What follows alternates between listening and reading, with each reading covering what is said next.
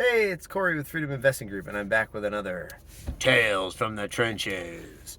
So for this one, I'm going to talk about a current one that's going on. So I'm not going to name the property or the tenant since it's currently in the middle of it. But we are currently, I have dealt with a lot of challenging tenants, like drug dealer tenants, tenants who, they're not even tenants because the tenant moved out. The tenant invited someone to couch surf in their house. They moved out, and this person's not even a tenant, and we got to get rid of. I've dealt with a lot of different challenging tenants, but in this case, this tenant, she's a professional tenant. We inherited her in a property that we had closed on somewhat recently, and I don't think the previous owner did a very good job screening this tenants. We found out now she's got 2 prior evictions. I can see why. Anyway, she has yet to pay a dime of rent for her own pocket. We almost managed to get her out as a non-payment, but she managed to scrape together a bunch of county help, and literally she had a 5 p.m. deadline to make the payment based on the court agreement, and she dropped the letter from the county in the box at like 4:58 p.m. But a lot of people can't pay, and if they can make it, that we try to work with people if that's the issue. If we think there's a future there.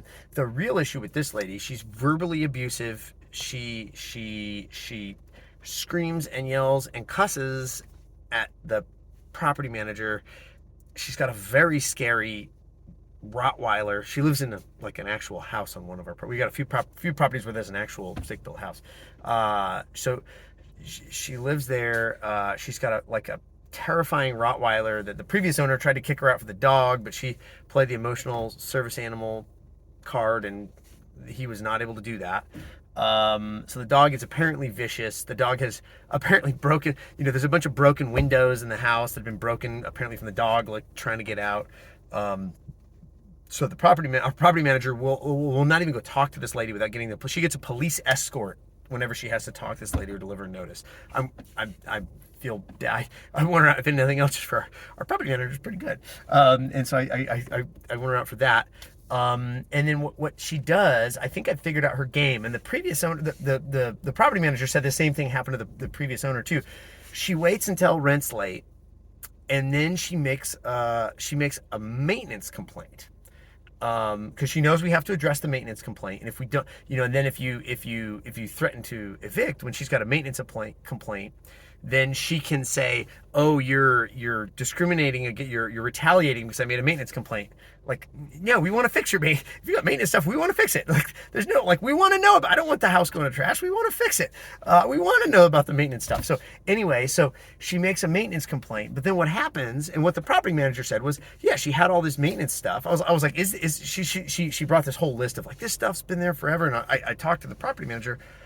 Is this true? Is all this stuff still left over from the previous owner? And she said, well, yeah, she complained about all this stuff. The previous owner was a pretty handy guy. He managed the park himself and fixed a lot of things himself. And he went over there to try to address it. And when he goes, she won't open the door. The door is locked, and she's screaming at him, telling there's no maintenance issue. Everything's fine. F you, go away. Okay, so apparently there's not a maintenance issue. And I kind of thought that might have been blown out of proportion. The same thing's happening. She's done it multiple times to us. She's done it multiple times. So she's got this whole list of this whole plumbing. Oh, there's this giant plumbing issue in the bathroom upstairs, and it's a big deal, and it's a safety. The bathtub's leaking. And we did a house inspection before we bought it. We know that there is some kind of a leak there that we do want to fix. We have a budget for it. We actually got money in an escrow account from the other seller to fix it. So I think it's pretty obvious we want to fix it. So we said, yes, we're aware of that. Okay. But we didn't know how bad, we didn't know it was that bad. So she made it sound like I'm not paying. Of course, what she always says is I'm not paying rent until you fix XYZ. You got to fix XYZ. Whoa, we didn't realize it was that bad. Okay. So we get a contractor out there, and she does let him in to go check it out. And he says, okay, he figures out what we need to do. And we're going to have to it's a second floor bathroom. We're gonna have to rip the whole gypboard off the ceiling and everything and get up in the joist where the plumbing is there to fix it. It's gonna be a construction project going on inside the house. She can't be there when this is going on. So we're required to put her up in a hotel. So fine, okay, we've priced out hotels. There's no hotels in this town. This town. I'm trying not to specify the actual town, but there's no hotels in the little town where we are. But 15 or 20 minutes away, there's a bigger city that has a bunch of hotels. So we priced them out, and we said, okay, this sounded urgent. We've got you a place to go for you and your family. It's going to be for a couple of weeks. It's 15 or 20 minutes away because that's the closest one. And we're going to start in 2 weeks because you made this sound very urgent. And then we get this voicemail back that was just like, oh, I can't do that. And now it's like, oh, we're going to fix it. So then she knows she's going to have to pay rent, right? I think is what's going on. But, oh, we can't do that because that's too soon. And, I've got kids and they're in school and I work 15 minutes. It's not that far away. I got kids and they're in school here and XYZ. And so that's way too much of an inconvenience. So and I think she asked for that was November. I think it was like mid-November. We were going to put her up, and she wanted until January. She wanted like another month and a half where she's clearly not going to pay rent because of the maintenance issues still. And the voicemail clearly says, in her voicemail, the thing's not actually leaking right now, so it's not that big of a deal. It's not an emergency, so we can wait. And so she just starts going off on this whole thing about how she doesn't want us to do the work because apparently she didn't want to stay in the hotel. I don't know. So, okay, what do you want from us?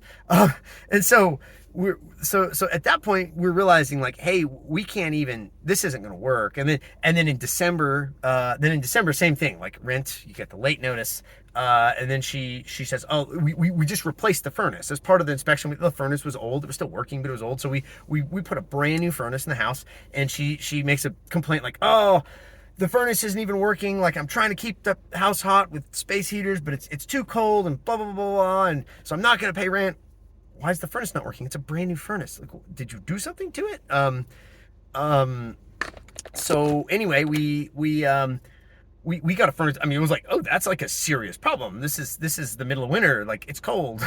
Pipes could freeze. So when we called the furnace guy, hey, the furnace isn't working. So, I mean, we was out there, I think it was the next day. He went out there to check it out, knocked on the door. We told her furnace guy's coming and everything, and we're on it. The guy's coming. We take that very seriously. The guy shows up and he just gets screamed at and cussed at. Same thing like the previous owner. Screamed at, cussed at. She yells at him, go away. There's no furnace problem. I'm not going to let you in the house. Blah, blah, blah, blah, blah. So she's just either making things up or she's damaging things on purpose and not letting them fix it. I don't know, whichever it is. We were this is clearly, we can't do our job as landlords right now. So this is not going to work. And my property manager's terrified of you. She screams and cusses at the other tenants. The police are called between her and her husband daily.